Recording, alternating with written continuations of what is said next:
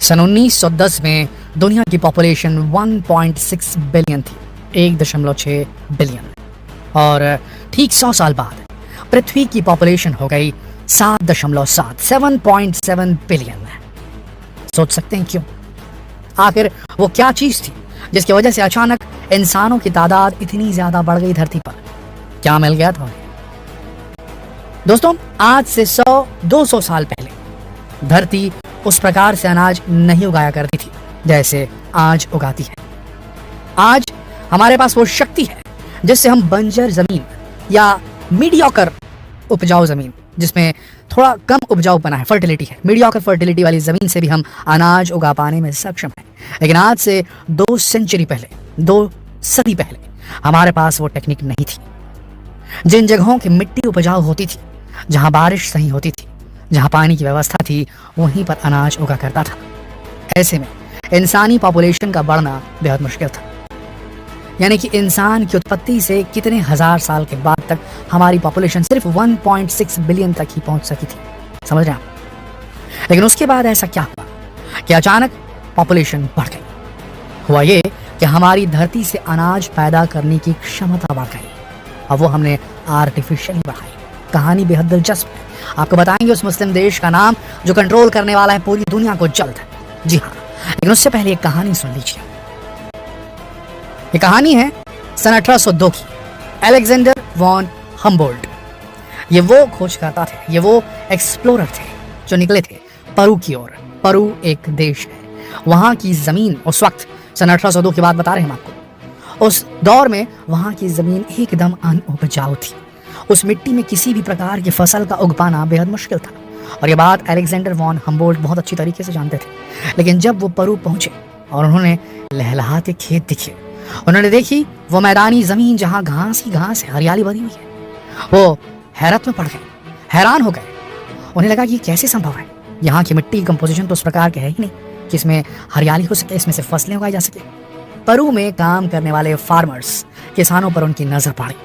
बहुत ही कीनली, बहुत ही क्लोजली उन्होंने ऑब्जर्व किया पेरू के फार्मर्स को, और उन्होंने देखा कि वे खास तरह का पदार्थ जमीन पर छिड़क रहे थे और उसके बाद बुआई उगाई का काम जो भी है वो करते थे। जब उन्होंने पूछा उनसे, तो पेरू वासियों ने उन्हें बताया कि ये गुआनो है, जिसे वो सैकड़ों सालों से इस्तेमाल कर रहे हैं, जिसकी वजह से उनकी बंजर जमीन भी काफी ज्यादा फसल उगाती है।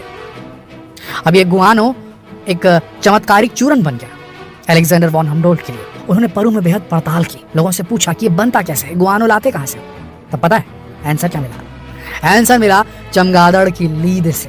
जी हाँ, चमगादड़ के एक्सक्रीशन से, उसके एक्सक्रीटरी प्रोडक्ट से, उसकी फीसिस से। जी हाँ, पेरू के किसान चमगादड़ की लीद और कई समुद्री पक्षियों की लीद का मिश्रण बनाते थे और उससे वो गुआनो नाम का एक ऐसा पाउडर बनाते थे जिसे जमीन पर छिड़कने से वो जमीन उपजाऊ हो जाती थी। बस फिर क्या था, अलेक्जेंडर वॉन हम्बोल्ट को ये फॉर्मूला मिल गया और वो ये गुआनो लेकर यूरोप पहुंच गए और यहीं से शुरुआत हुई एक बहुत बड़ी हरित क्रांति की। गुआनो का इस्तेमाल पूरे वेस्टर्न कंट्रीज ने किया और वहां पर लगातार पैदावार बढ़ने लगी। जब पैदावार बढ़ी तो लोग अपने आप को अच्छी तरीके से पोषित कर पाए और वहां पर लगातार फिर जो है वहां पॉपुलेशन बढ़ती चली गई। अब उन कंट्रीज के पास जिनके पास गुआनो था, वहां पॉपुलेशन बहुत तेजी से बढ़ रही थी। गुआनो पे आप न जानते हो तो बता दें, इस पर वॉर्स भी हुई है, कई युद्ध भी हुए गुआनो को पाने के लिए। क्योंकि गुआनो वो चीज थी जिससे बंजर धरती से सोना उगाया जा सकता था। उस वक्त का सोना तो वो फसलें ही थी जिनसे पेट भरा जा सके। उसके बाद जिस कंट्री के पास गुआनो था वो संभ्रांत होता चला गया, पॉपुलेशन बढ़ती गई, रिच होता गया, अनाज बेचकर पैसा कमाते, पेड़ भी बढ़ते। लेकिन उसके बाद 1913 आया, सन 1913 में फ्रिट्ज हैबर ने ऐसी टेक्नोलॉजी डेवलप की जिससे इस गुआनो को आराम से लेबोरेटरी में बनाया जा सकता था और इसे नाम दिया गया फ्रिट्ज हैबर के ही नाम से रिलेटेड फर्टिलाइजर। अब आप समझ रहे हम कहाँ जा रहे हैं? 1913 में डिस्कवरी हुई, इन्वेंशन हुआ फर्टिलाइजर का, जिसमें गुआनो के सारे अंश थे।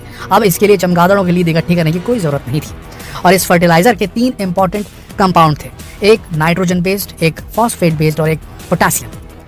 अब फर्टिलाइजर का जैसे ही आना हुआ, अचानक से फर्टिलाइजर पूरी दुनिया में फैल गया, सब इस्तेमाल करना शुरू कर दिया सारे देशों ने और अचानक से पूरी दुनिया में जो है फर्टिलाइजर से धरती का उपजाऊपना बढ़ने लगा।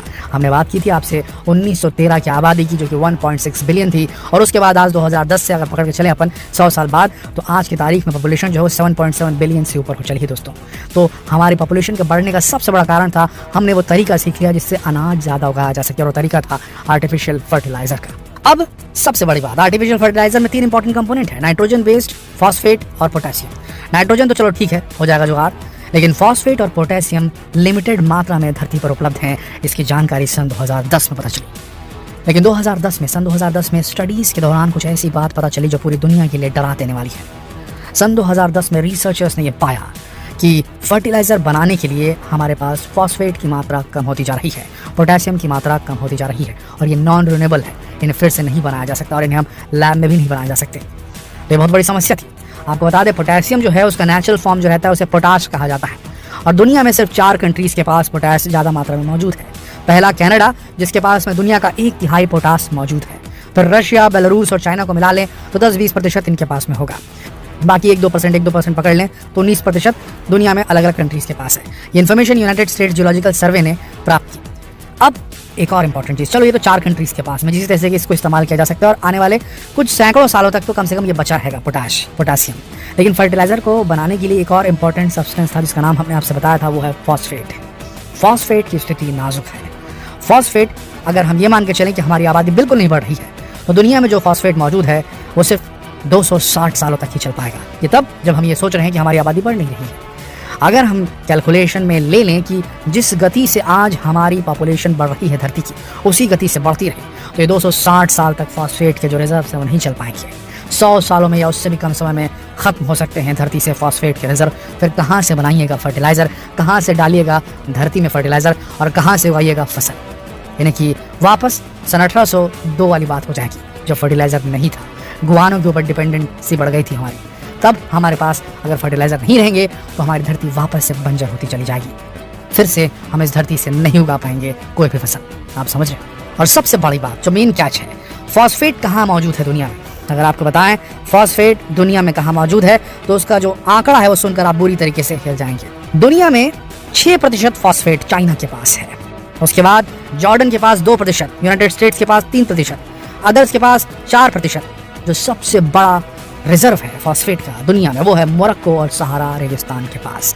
मोरक्को वो कंट्री है जिसके पास फॉस्फेट का 85%, 70 to 85% फॉस्फेट का रिजर्व धरती पर कहीं है, तो वो सिर्फ और सिर्फ एक मुस्लिम देश के पास है, वो है मोरक्को। अगर मोरक्को ये कह दे कि मैं फॉस्फेट देना बंद कर दूंगा, तो दुनिया का कोई देश या दुनिया के बहुत सारे देश जो हैं उनकी फर्टिलाइज़र बनाने की फैक्ट्री बंद हो जाएगी। उनके किसानों को फर्टिलाइज़र नहीं मिलेगा, तो उनकी ज़मीनों से फसल नहीं उगेगा, और फिर वहाँ की जो कंट्री के लोग हैं वहाँ पर उन्हें भोजन नहीं मिल पाएगा, अनाज की कीमतें बढ़ जाएंगी, और इससे उनकी इकोनॉमी क्रैश कर जाएगी। तो मोरक्को अचानक से जियोपॉलिटिकल सुपर पावर बनकर निकल के आने वाला है। अगर आपको ऐसा लग रहा हो कि फॉस्फेट की समस्या आने वाले कई दशक के बाद पता चलेगी, तो आपको बता दें 2020 में जो रेट था फॉस्फेट का, वो 1 साल बाद 2021 में 80% अचानक से बढ़ चुका है, क्योंकि दुनिया में फॉस्फेट की शॉर्टेज शुरू हो चुकी है दोस्तों। जिस प्रकार से एक वक्त में तेल इंपॉर्टेंट था, ठीक उसी तरीके से आने वाले वक्त में ये लिथियम के रिसोर्सेस, ये फॉस्फेट के रिसोर्सेस, ये सब इंपॉर्टेंट रोल प्ले करने वाले हैं। और जिन देशों के पास ये रहेगा, वो देश जो हैं वो मोनोपोली में आ जाएंगे, और उनके पास पूरी दुनिया की बागडोर आ जाएगी। जियोपॉलिटिक्स में उनकी इंपॉर्टेंस बेहद ज़्यादा बढ़ जाएगी। अब हमने देखा है दुनिया में जहाँ जहाँ भी बहुमूल्य चीज़ें निकली, उन जगहों पर या तो किसी दूसरे देश ने आक्रमण कर दिया, या वही देश अपने देश के रिजर्व्स को बचाने के लिए दूसरे देशों पर आक्रमण करने के लिए युद्ध में कूद गए। ये इतिहास गवाह है इस बात का। लेकिन मोरक्को किस तरीके से प्ले करेगा, किस तरीके से अपने फॉस्फेट के रिसोर्सेज को यूज़ करेगा अपनी इंपॉर्टेंस दुनिया में बनाने के लिए, और दुनिया में एक तालमेल बनाने के लिए, आने वाले वक्त में पता चलेगा। लेकिन दोस्तों ये बात मान के चलिए, फर्टिलाइज़र बनाने का एक बहुत अहम महत्वपूर्ण इंग्रेडिएंट जो है वो दुनिया से कुछ दशकों बाद खत्म होने वाला है। तो ये बहुत बड़ी एक बोलना चाहिए एक प्रोफेसी हो रही है कंप्लीट, एक भविष्यवाणी कंप्लीट हो रही है। धीरे धीरे जो है जो खाने पीने की चीज़ें भी कम होने लगेगी, धीरे धीरे ग्लेशियर्स भी पिघल रहे हैं, दुनिया प्रलय की ओर बढ़ रही है। लेकिन यहाँ एक बात सोचने वाली ये है कि आज की तारीख में हम फर्टिलाइज़र वाला खाना खाते हैं और हमको बीमारियाँ हो रही हैं, तो ये अब हटने वाला है। तो फर्टिलाइज़र नहीं रहेगा, तो वापस से हमें नेचुरल तरीके से खेती करने की ओर आगे बढ़ना होगा। और अगर हमारे वैज्ञानिक अब इसका कोई और नया मैन मेड जुगाड़ निकालते हैं, जैसे सन 1913 में फ्रिट्ज हैबर ने निकाला था फर्टिलाइज़र बनाकर, तो उसके क्या दुष्परिणाम होंगे वो हमारी आने वाली नस्लें देखेंगी। बात को थोड़ा समझिए। 1913 में फ्रिट्ज हैबर ने बनाया था फर्टिलाइज़र। फर्टिलाइज़र के ज़्यादा इस्तेमाल से हमारे शरीर में दुनिया भर की प्रॉब्लम्स निकल कर सामने आई, हम सब ने देखा। अब जो साइंटिस्ट हैं फर्टिलाइजर नहीं रहेगा तो जेनेटिकली इंजीनियर उस प्रकार की फसलों के बीज बनाने में लगे हैं जिसके अंदर वो शक्ति है कि कम से कम न्यूट्रिएंट जो है उससे वो अपने आप को बड़ा कर सके और ज़्यादा से ज़्यादा न्यूट्रिएंट वो ऑटोमेटिकली धरती से खींच सके। तो ऐसी जब नस्लें पैदा होंगी फसल की तो वो शरीर में किस प्रकार की बीमारियां लाएंगी ये भी देखने वाली बात होगी। आपको ये सब जानकर कैसा महसूस हुआ? हम कितने छोटे हैं प्रकृति के सामने, ये जानकर कैसा महसूस हुआ? आपको क्या लगता है जब हम इंसान अपने सर्वाइवल के लिए प्रकृति के रूल्स को चेंज करते हैं, बंजर ज़मीन में उसे उपजाऊ बनाते हैं, या फिर जो पेड़ उग रहे हैं उसके अंदर उस प्रकार का कुछ जेनेटिक चेंज कर देते हैं जिससे वो ज़्यादा फसल उगाए, उससे प्रकृति को क्या नुकसान होता है और उससे इंटर्न हमें क्या नुकसान हो सकता है? क्या लगता है आपको? अपने विचार नीचे कमेंट सेक्शन में जरूर लिखें और जितना हो सके इस वीडियो को शेयर करें फेसबुक पर, व्हाट्सएप पर, यूट्यूब पर। जल्द मिलते हैं आपसे अगले वीडियो में, तब तक के लिए आप सबका